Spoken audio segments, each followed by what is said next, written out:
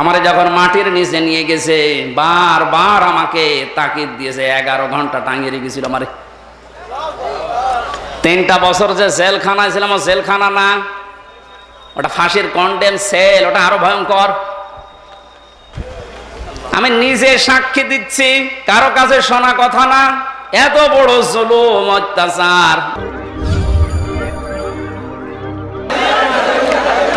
আলহামদুলিল্লাহি রাব্বিল মাশরিকাইন ওয়া রাব্বিল মাগরিবাইন আল্লাযী খালাকা কুল্লা শাইইন যাওজাইন ওয়া আওজাবা আলাইনাল ইহসানা বিল ওয়ালিদাইন ওয়া নাশহাদু আল্লা ইলাহা ইল্লাল্লাহু ওয়াহদাহু লা শারীকা লাহু ওয়া আশহাদু আন্না মুহাম্মাদান আবদুহু ওয়া রাসূলুহু সাইয়্যিদুল কাওনাইন সাল্লাল্লাহু আলাইহি ওয়া আলা আলিহি ওয়া সাহবিহি ওয়া তাবাইহি আজমাইন লাইলা ওয়া নাহারান ফিত তারফাইন। فقد قال الله تعالى في كلامه المجيد وبرهانه التوحيد أعوذ بالله من الشيطان الرجيم بسم الله الرحمن الرحيم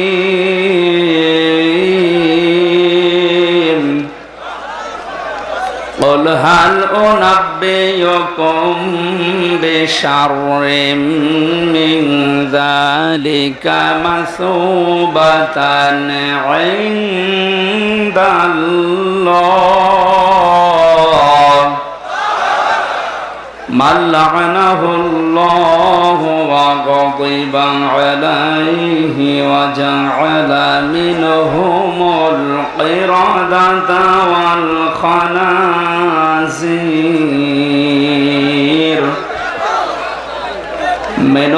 القردة والخنازير وعبد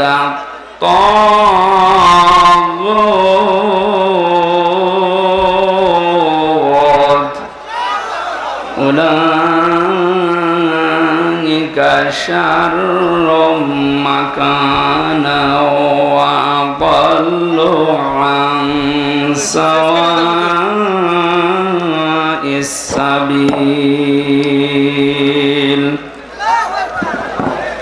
صدقت يا ربنا. عن أبي هريرة رضي الله تعالى عنه قال قال النبي صلى الله عليه وسلم الدنيا سجن المؤمن وجنة الكافر رواه ابن ماجه.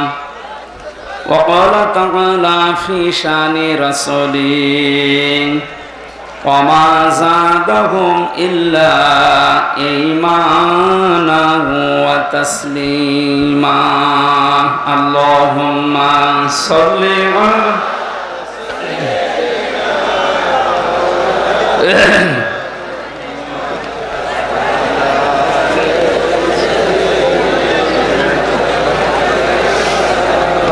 আলহামদুলিল্লাহ। বাংলাদেশের ঐতিহ্যবাহী জেলা মাজলুম জেলা সাতক্ষীরা শ্যামনগর থানার অন্তর্গত কাশিমারি ঈদগাহ ময়দানে জয়নগর যুব সমাজের উদ্যোগে শহীদ আল্লামা দেলাওয়ার হোসেন সাঈদী রহমতুল্লাহ আলাইহি বৈষম্য বিরোধী ছাত্র আন্দোলনের সকল শহীদ এবং শহীদ অলিউল্লাহ মোল্লার স্মরণে এই পবিত্র অনুষ্ঠানের সম্মানিত সভাপতি বিশিষ্ট আলেমে দ্বীন আমাদের মুরব্বী জনাব আলহাজ মাওলানা নেসার উদ্দিন, মাহফিলের প্রধান অতিথি বাংলাদেশ জামাতে ইসলামী শ্যামনগর উপজেলা শাখার সম্মানিত নায়েবে আমির আমার আরাফাতের ভাই আলহাজ মাওলানা AUM গোলাম বারী আতালাল্লাহু উমরাহু ওয়া বারাকাল্লাহু ফি হায়াতি, বলেন আমিন। উপস্থিত আছেন 2 নম্বর কাশিমারি ইউনিয়ন বিএনপির সম্মানিত সভাপতি জনাব এস এম আজিজুল হক।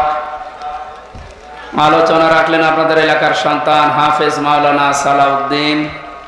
কথা বললেন আমার আগে জনাব মাওলানা হোসাইন আহমেদ মাহফুজ। সম্মানিত পরিচালক মাওলানা হাফিজ বিন আব্দুল ওয়াজেদ। মঞ্চে বসা ওলামা একরাম, সামনে বসা মুসলমান ভাইরা, পর্দার আড়ালের সম্মানিতা মা এবং বোনেরা, প্রাণ প্রিয় সাতক্ষীরাবাসী, কোথায় তারা যারা আমাকে জমান নামাজ পড়তে দিলেন না? কই সামনে আসেন তো দেখি। আজকে আসেন। কাওয়া কাকুর কথাই বললাম, খেলা হবে। যে আল্লাহ আমাদেরকে তার কোরআনের জন্য এই ময়দানে প্রতিকূল পরিবেশের ভেতরেও ঘর থেকে বের করে নিয়ে আসলেন কোরআনের মহব্বতে। এই মহব্বতটার কারণে আল্লাহ যেন আমাদেরকে তার জান্নাতের মেহমান বানিয়ে নেন। আমরা খুশি, এই জন্য বলছি আলহামদুলিল্লাহ। আল্লাহ পাক বলেন, তাহা মা আনজালনা আলাইকাল কুরআনা লিতাশকা। বিশ্বনবীকে আল্লাহ 7টা নাম দিয়ে পুরা কোরআনে ডাক দিয়েছেন।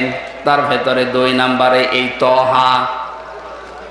প্রথমেই তাকে ডাক দিয়েছেন ইয়াসিন বলে। ইয়া মানে হে, সিন মানে সাজ্জেদ।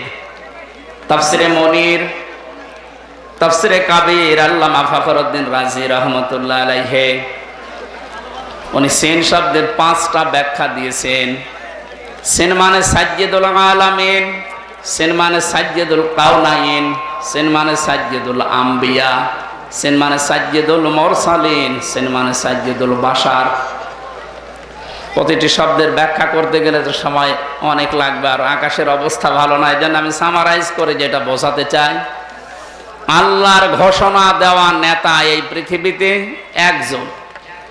আল্লাহ নিজে যাকে নেতা বলে ডাক দিয়েছেন, ইয়াসিন, হে নেতা। হে কি? এই দুনিয়াতে যারা এখনো পর্যন্ত নবী মুহাম্মদ রাসূলুল্লাহকে তার নেতৃত্ব মেনে নিতে পারে নাই বা পারে না, সাজ্জেদুল বাশার অনুযায়ী তারা আর মানুষ নেই, তারা অন্য কিছু। আপনি যদি বলেন যে আমি মানুষ পদবাচ্যে যারা বিবেচিত, তাদেরকে আদর্শ মানা লাগবে মুহাম্মদ রাসূলুল্লাহ। কারণ এই একজন মানুষ সারা দুনিয়ায় কারো জীবন আমাদের কাছে পরিষ্কার না, পরিচ্ছন্ন না। তার অতীতের জীবনে কি করেছে এটা আমরা জানি না। এই কারণে 5 তারিখের পরে আর একটাও বাবা খুঁজে পাওয়া যায়। কারণ এরকম হাজারো বাবা দুনিয়াতে আছে, মরা জিন্দা মিলে। কারো জীবন আমাদের কাছে পরিচ্ছন্ন না, পরিষ্কার না। কিন্তু মুহাম্মদ রাসূলুল্লাহর জীবন আমাদের কাছে এত পরিষ্কার। আল্লাহর নবী জানিয়েছেন, আমার স্ত্রীরা, আমার সাথীরা, আমার সাহাবীরা দিনের আলোতে রাতের আধারে চলতে ফিরতে উঠতে বসতে আমার ভেতরে যে দোষ ত্রুটিগুলো দেখতে পাও, সবগুলো মানুষের কাছে খুলে খুলে বলে দাও। এই একজন মানুষ দুনিয়ায় আমরা পেয়েছি, তিনি ছাড়া কেউ এ কথা বলতে পারে নাই, কিয়ামত পর্যন্ত পারবেও না।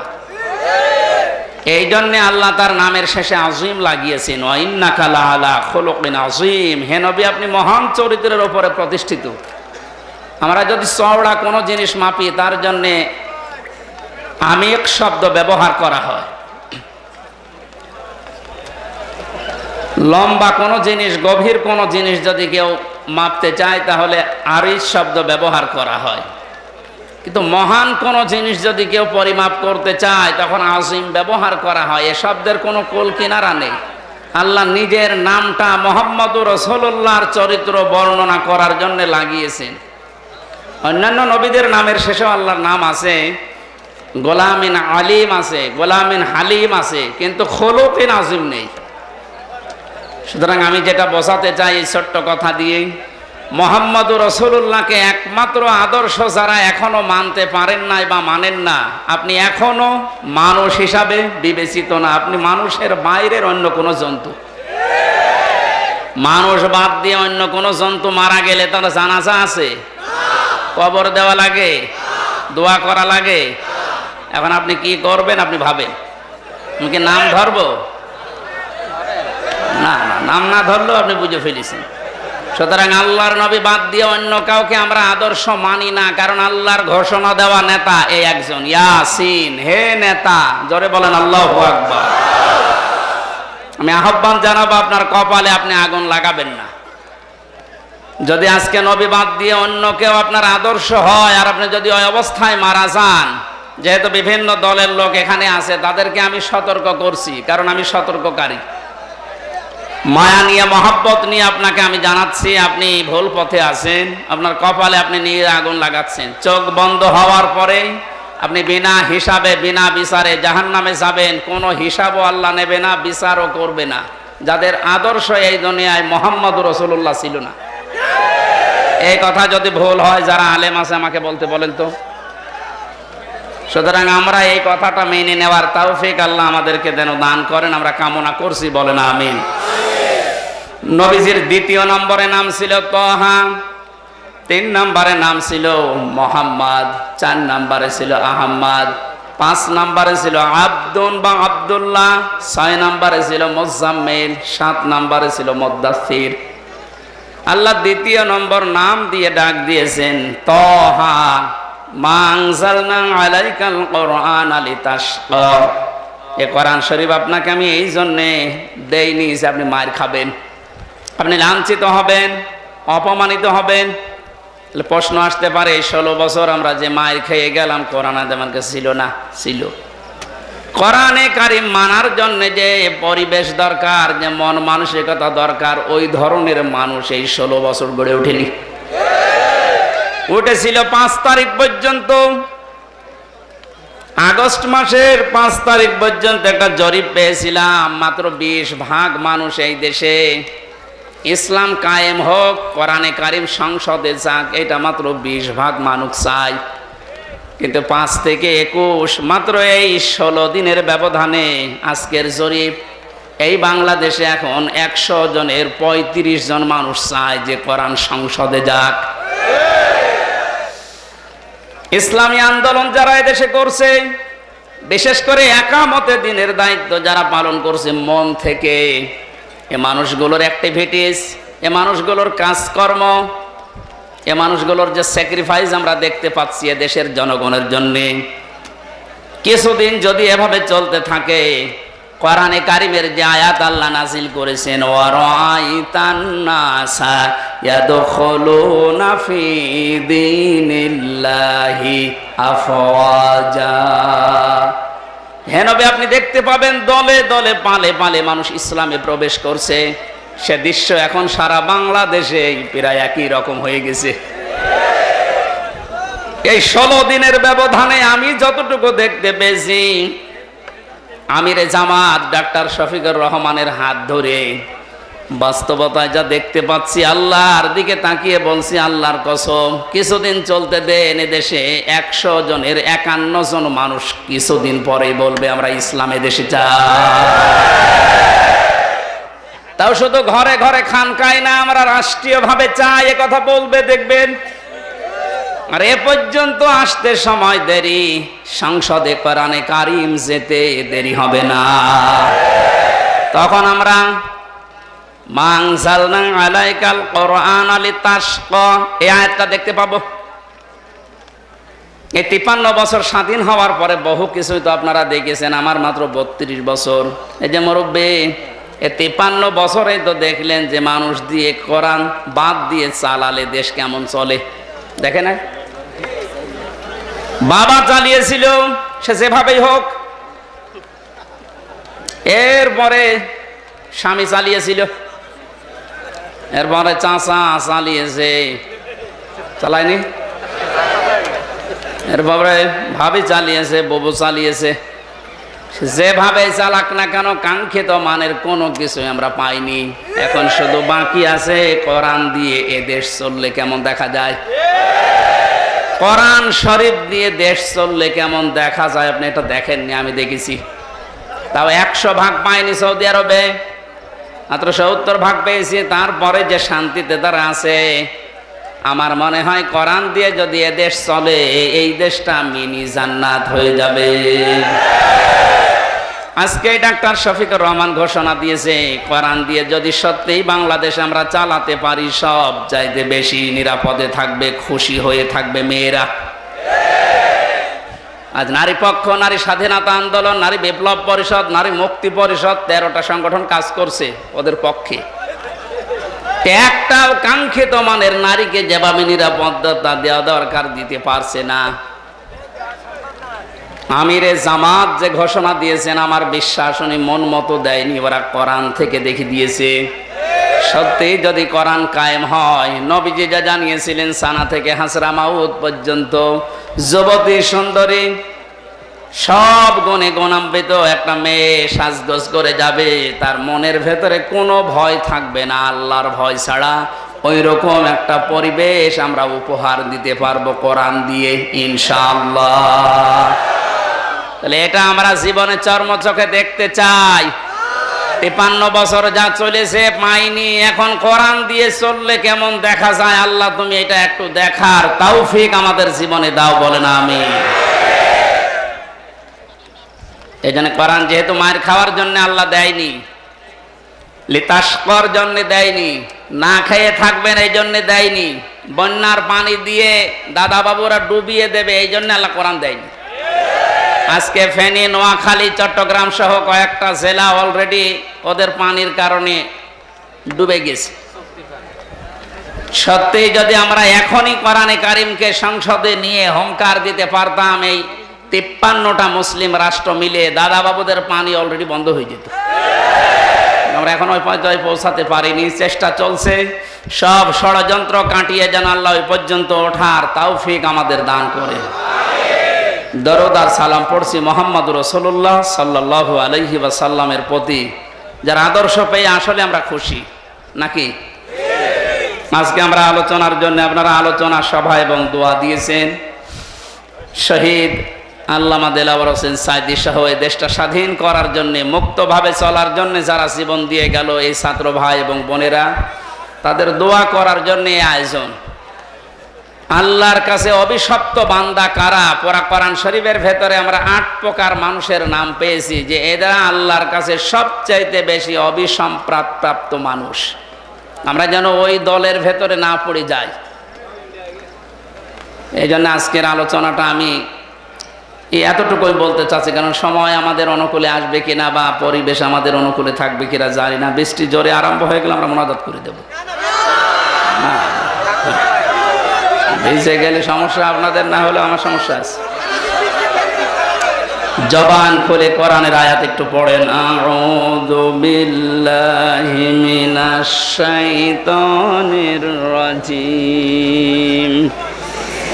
বিসমিল্লাহির রহমানির রহিম।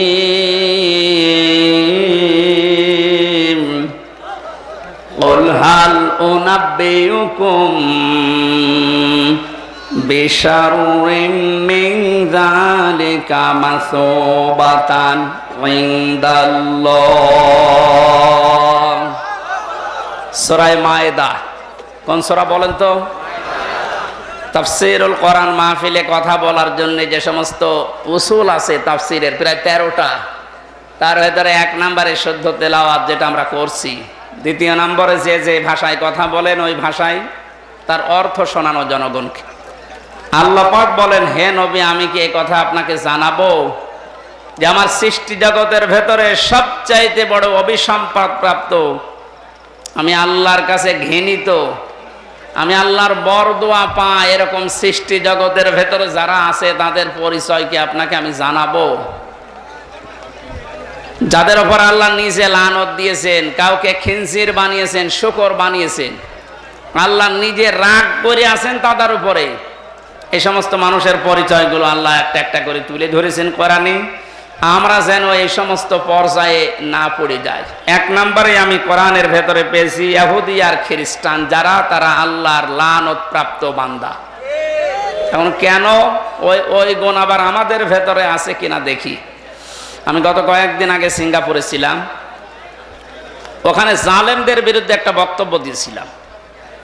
এই কারণে আজ 2 দিন শুনলাম ওই দেশের কিছু কুচক্রী এবং আমাদের দেশের জালেমদের দোসর যারা, এরা মিলে একটা রিপোর্ট দিয়েছে ওই দেশের সরকারের কাছে, উল্টা পাল্টা বানিয়ে আমি নাকি পাসপোর্ট ভুয়া নিয়ে ওই দেশে প্রবেশ করেছিলাম। এখনো পর্যন্ত আমার পাসপোর্ট আছে, ভুয়া কিনা আপনি পরীক্ষা করেন তো। যেহেতু যে কথাগুলো 1-1.5 ঘন্টা বলেছি সিঙ্গাপুরে, সবগুলো জালেমের বিপক্ষে গেছে, এই কারণে ওদের রাগ। আর ওরা এর জন্য ব্যবহার করেছে কয়েকটা গোয়েন্দা সংস্থাকে। এই যে এই মানুষগুলো কেন অভিসম্প্রাপ্ত আল্লাহর দরবারে লানত প্রাপ্ত, এরা আল্লাহ নিজে বরদোয়া করছে। আপনি টের পাচ্ছেন? দেখেন কেন 1 নম্বরে ইহুদি খ্রিস্টানদের নাম পেলেছি। এখানে যত মানুষ আমরা নামাজ পড়লাম এশার সময়, নামাজ পড়েননি? এশার সময় প্রত্যেকেই বলেছিলাম গায়রিল মাগদুবি আলাইহিম ওয়ালাদ-দাল্লিন। আল্লাহ তুমি গজব নাযিল করো ইহুদি এবং খ্রিস্টানদের, এই সমস্ত মানুষের পথ তুমি আমাদেরকে দেখিও না। প্রশ্ন আসতে পারে কি করেছে দুনিয়ায় তারা যে এদের জন্য প্রতি ওয়াক্ত নামাজে সবাই মিলে আমরা বরদোয়া দিতে আসি। কেউ যদি অন্য কোনো নামাজ নাও পড়ে, শুধুমাত্র ফরজ নামাজ পড়ে, তাও প্রতিদিন 17 বার এই আয়াতটা পড়ে আল্লাহকে শোনায় আর বরদোয়া চাই, গায়রিল মাগদুবি আলাইহিম ওয়ালাদ-দাল্লিন। যে দুইটা জাতির কথা এখানে পেয়েছি, একটা ইহুদি আর একটা খ্রিস্টান। কারণ হচ্ছে এই তাফসিরে মুফাসসির লিখেছেন ফি জিলালিল কোরআনে সাইয়্যিদ কুতুব, তিনি বলেন ইহুদি আর খ্রিস্টানদের জন্য আল্লাহ বরদোয়া শিখিয়েছেন এই কারণে, কারণ এই মানুষগুলো দুনিয়াতে সত্যকে সত্য জানার পরেও মানে না। ওরা কিন্তু জানতো মুহাম্মদুর রাসূলুল্লাহ শেষ নবী, ওরা জানতো মুহাম্মদুর রাসূলুল্লাহ শেষ নবী, আর কোন নবী রাসূল দুনিয়ায় আসবে না, ইনি শ্রেষ্ঠ নবী। ওদের তাওরাতে, ওদের ইনজিলে, ওদের কিতাবেই লেখা ছিল, এরপরও ওরা হিংসা করে অহংকার করে মানত না। আজ বাংলাদেশ সহ বিশ্বের দিকে তাকান, বহু জায়গায় দেখতে পাবেন অনেকেই নামধারী মুসলমানেরা এখন ইহুদি খ্রিস্টানদের মতো চরিত্র দেখাচ্ছে। ও কিন্তু জানে যে আমির হামজা এসেছে কুষ্টিয়া থেকে, ও বানিয়ে কথা বলবে না, ও সব দলিল দিয়ে বলবে। এরপরও এ তো আমার বাবার মুরিদ না, আমার দলের লোক না। হিংসা করে আর অহংকার কি, এতটুকু পিসকে হুজুর আর কি বলবে। এটা অহংকার করে হিংসা করে সঠিক কথা শোনার পরেও যে মানুষগুলো মানতে চায় না, এরাও এক প্রকার ইহুদি আর খ্রিস্টান। তাহলে 1 নাম্বার লানত প্রাপ্ত বান্দার তালিকায় পড়লাম, দুনিয়ার ময়দানে যারা সত্যকে সত্য জানার পরে হিংসা করে অহংকার করে মানে না, এদের ওপরে আল্লাহ নিজে লানত বর্ষণ করেন। আমাদের মুখ দিয়ে ওটা আল্লাহ বের করে নিচ্ছেন। কিছুক্ষণ আগে যেটা দিয়ে এসেছিলেন ওটা আবার নিজের বরদোয়া নিজের ঘাড়ে পড়ে কিনা আপনি টের পাচ্ছেন।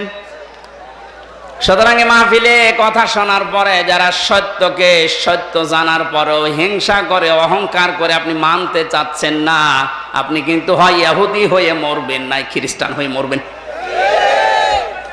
এ কথার ভেতরে কোনো ভেজাল আছে নাকি একটু বেশি বলে ফেললাম? না না, বেশি বলি না, কম হয়ে গেছে।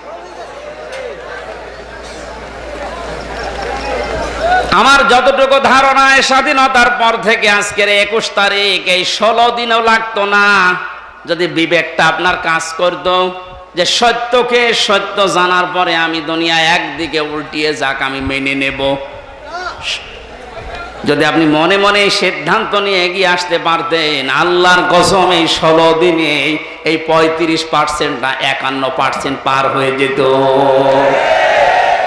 এখন অনেকের বিবেক কাজ করছে না, এখনো পর্যন্ত জালেমদের দোসর হিসাবে কাজ করে যাচ্ছেন, ওদের পক্ষে স্ট্যাটাস দিচ্ছেন, জালেমের পক্ষে গুণগান করছেন। আপনি কি জানেন কোন মানুষ যদি জেনে শুনে জালেমের পক্ষে কথা বলে, জালেমের পক্ষ অবলম্বন করে, চিরতরে ওর জন্য নবীর সুপারিশ হারাম হয়ে যায়।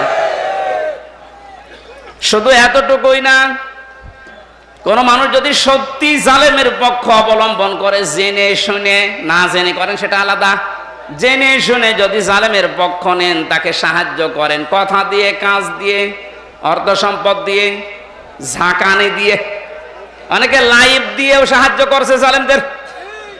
এক কথা বলেন এখন, এক জালেমের দেখলাম সে জালেম পর্যন্ত আরেক জালেমকে বলছে, আপা ভয় পাবেন না, আপনি ভয় পেলে আমরা দুমড়িয়ে যাই। কত বড় জালেম দেখেন,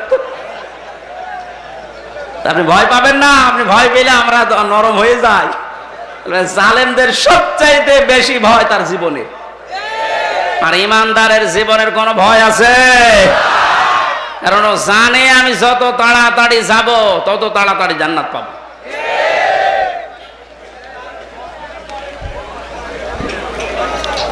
সত্যকে সত্য জানার পরেও যারা না জানার ভান করে আছেন তারা থামেন। আপনি কি হেদায়েত থেকে চির বঞ্চিত হয়ে যাবেন? এই এদিকে তাকান।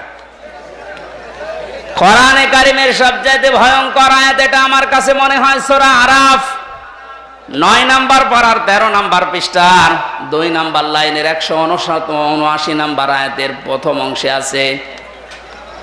আল্লাহ রাব্বুল আলামিন বলেন, ওয়ালাকাদ জারআনা লি জাহান্নামা কাসীরাম মিনাল জিন্নি ওয়াল ইনস লাহুম কুলুবুন লা ইয়াফকাহুনা বিহা। অধিকাংশ মানুষ আর জিনকে আমি জাহান্নামে দেব এই জন্যই বানিয়েছি। 3টা ইন্দ্রিয় শক্তির কথা আল্লাহ এখানে দিয়েছেন। তার 1 নম্বরে যাদের কলব আছে, হৃদয় আছে, চিন্তা আছে, কমন সেন্স আছে, কিন্তু এটা কাজে লাগায় না, এই মানুষগুলোকে আল্লাহ জাহান্নামে দেবে বলে ঘোষণা দিয়েছেন। অথচ বাংলাদেশে এখনো পর্যন্ত অনেকের বিবেক কাজে লাগছে না। সাফ কথা শোনেন, জাহান্নামের সাঈর নামে যে দরজা আল্লাহ বানিয়েছেন, জাহান্নামের একটা দরজার নাম সাঈর। নাম কি?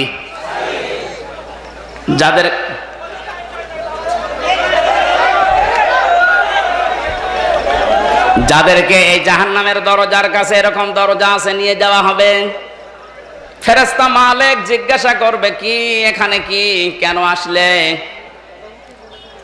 ওই মানুষগুলো বলবে, ওয়াকালু লাউ কুন্না নাসমাউ আও নাকিলু মা কুন্না ফি আসহাবিস সাঈর।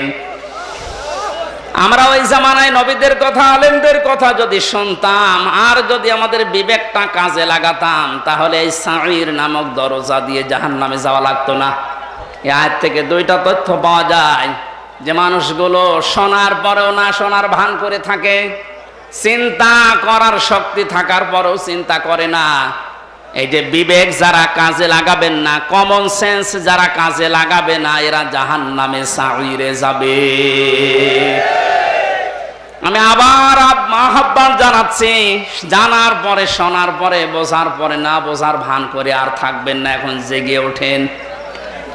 আপনি জালেমের পক্ষে অবস্থান নিলে সবচাইতে বড় ক্ষতি হবে, আপনি সুপারিশ পাবেন না নবীজির। আরো বড় ক্ষতি হবে, কোনদিন আপনাকে আল্লাহ হেদায়েত দেবেন, আপনি বঞ্চিত হয়ে যাবেন। কারণ আল্লাহর আরশ কেঁপে ওঠে তখন যখন মানুষ জালেমের পক্ষ নেয়, কথা বলে। আপনাকে এর চাইতে আর কি দেখানো লাগবে? মাওলানা হোসাইন বলছিলেন যে আয়না ঘর, আর আমি নিজের সাক্ষী, মাটির নিচে আমি ছিলাম। আমি বাস্তবতা দেখেছি তো কত ভয়ঙ্কর জায়গা। একটা মানুষের সাথে মানুষ এই আচরণ করে না, আমার বিবেকে কোনোদিন বলে না। এগুলো মানুষ নেই। আর আয়না ঘরের সাথে যারাই জড়িত প্রত্যেকটাই জানোয়ার। ব্যারিস্টার আরমানকে 6 মাসের বাচ্চার বুক থেকে ওর বাচ্চাকে ধাক্কা দিয়ে ফেলে নিয়ে চলে গেছে। 8টা বছর হাত খুলে দেয়নি, পা খুলে দেয়নি, শুধু পোশাক আর পায়খানার সময় ছাড়া। তাও 1.5 থেকে 2 মিনিট মাত্র সময় দিত। আমারে যখন মাটির নিচে নিয়ে গেছে, বারবার আমাকে তাকিদ দিয়েছে। 11 ঘন্টা টাঙিয়ে রেখেছিল আমারে। 3টা বছর যে জেলখানায় ছিলাম, জেলখানা না, ওটা ফাঁসির কন্ডেম সেল, ওটা আরো ভয়ঙ্কর।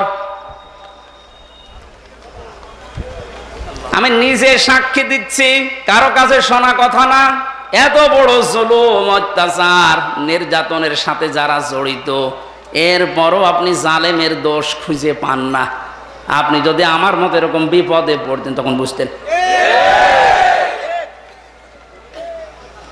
এই জন্যে তো জালেমের পক্ষে কোনো কথা আসে না। বলবো কি দিয়ে? ওর পক্ষে কথা বলার মতো কোনো লাইন, কোনো রাস্তা আমার আর জানা নেই। কারণ যা যা দেখে এসেছি, ওর পক্ষে কথা বললে আল্লাহর আরশ আমার প্রতি নারাজ হয়ে যাবে।